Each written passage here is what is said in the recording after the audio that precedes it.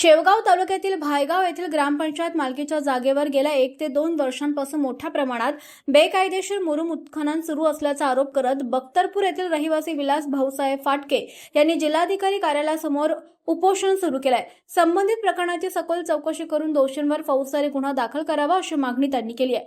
फाटके यांनी दिलेल्या निवेदनानुसार मौजे भायगाव येथील ग्रामपंचायत मालकीच्या आणि शासनाच्या नावावरील जमिनीवरून जेसीबी, ट्रॅक्टर आणि डंपरच्या सहाय्याने विनापरवाना मुरुम उत्खनन करण्यात येत आहे। या उत्खननातून मोठ्या प्रमाणात मुरुमाची विक्री करण्यात आल्याचा आरोप देखील त्यांनी केलाय।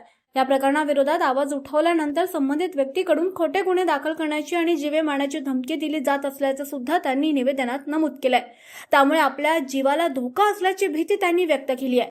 या प्रकरणात संबंधित व्यक्तीविरुद्ध फौजदारी गुन्हा दाखल करून उत्खननासाठी वापरण्यात आलेली वाहनं जप्त करावीत, तसंच शासनाच्या मालकीच्या जमिनीवरील बेकायदेशीर उत्खननाची भरपाई वसूल करण्यासाठी संबंधिताच्या मालमत्तेवर बोजा टाकावा अशी मागणी त्यांनी निवेदनातून केली आहे। नमस्कार, मी विलास फाटके, सामाजिक कार्यकर्ता बख्तरपूर।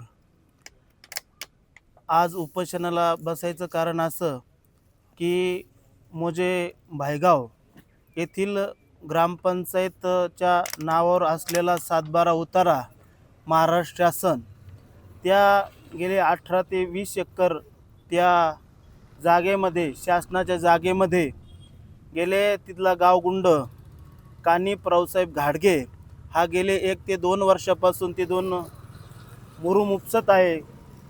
डंपर, जेसीबी, ट्रॅक्टरच्या साहाय्याने खूप मोठा त्या ठिकाणी घायंदूळ घातलेला आहे आणि वेळोवेळी तिथले तहसीलदार असेल आणि सर्कल असेल किंवा तलाठी असतील, आम्ही यांना वेळोवेळी सांगितलं होतं की साहेब, या गावगुंडाला तुम्ही रोखलं पाहिजे।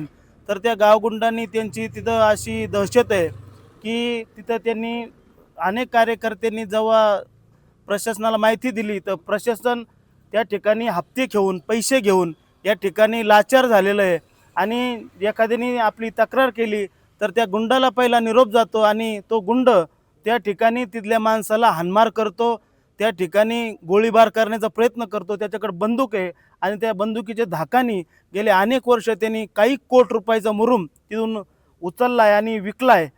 आणि म्हणून मला असं म्हणायचं आहे की या गावगुंडावर जोपर्यंत फौजदारी स्वरूपाचा गुन्हा दाखल होत नाही, जोपर्यंत त्याचा जेसीबी, डंपर, ट्रॅक्टर जप्त होत नाही आणि तिथल्या ज्या जागेचं 18 ते 20 एकर जागेमध्ये जे खोल 1-2 परसाचे खड्डे केलेत, ते खड्डे मोजून त्याच्या जमिनीवर, त्याच्या 7/12वर, त्याच्या प्रॉपर्टीवर बोजा चढत नाही तोपर्यंत मी माझं उपोषण या ठिकाणून सोडणार नाही, अशी या ठिकाणी माझी प्रमुख मागणी आहे।